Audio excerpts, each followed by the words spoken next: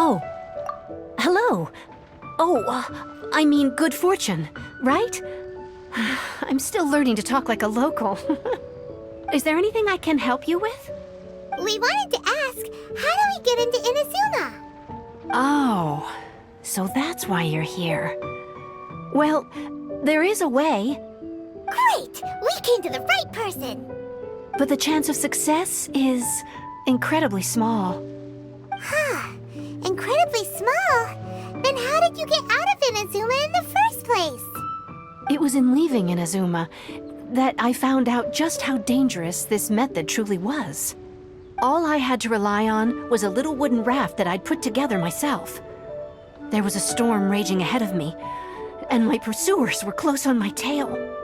After I'd escaped their clutches, I floated on the open ocean for I don't know how many days.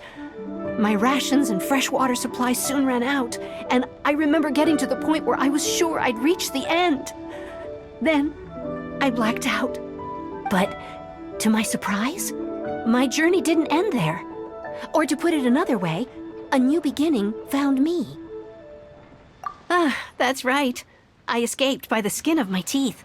The fact that I'm even alive to tell the tale must be a sign that the gods were watching over me. What a horrible journey! And you set off knowing how dangerous it was? Why? Well, because everything is just too restrictive over there. The atmosphere is so stifling. The Kanjo Commission subjects everyone leaving or entering the nation to a protracted approval process, and I felt like I didn't belong there. Kanjo Commission? What's that? Along with the other two commissions, they oversee everything in Inazuma. We usually collectively refer to them as the Tri-Commission. I suppose they're equivalent to the 8 trades under the Liu Ichiseng.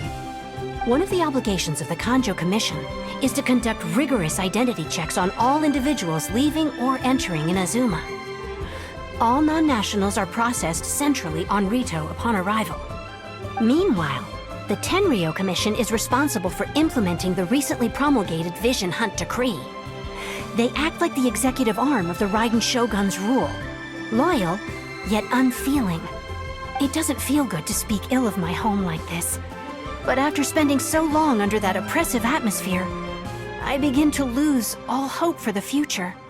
What I mean to say is, unless you have an extremely compelling reason to go to Inazuma, you should abandon your plans of trying to get there. You should know that the sea around Inazuma is engulfed in a perpetual tempest of wind and rain. Supposing you survived that, you would still need to get past the samurai guards that enforce the Sakoku Decree, the closed nation policy of Inazuma. And even if you did manage to find a way, you'd still have to produce the necessary documentation at the Rito Center for processing Outlanders. Otherwise, you'd be kicked out immediately. Seems like they really don't want anyone setting foot in Inazuma, huh? They only set that up as a port to guarantee a supply of goods and information to the island. Most Outlanders would be unable to acquire the documentation needed. But if you really are set on going, there is one thing you could try. The raft idea sounds a little on the dangerous side. Plus, Paimon would definitely get seasick. That's not what I meant. You could ask someone from the Crux Fleet if they have some way of getting you to Inazuma. They're well known in Liyue. Voyaging far and wide has made them a well-traveled group with a wide range of experiences. They may just know how to break through the storm. But it's an armed fleet, right?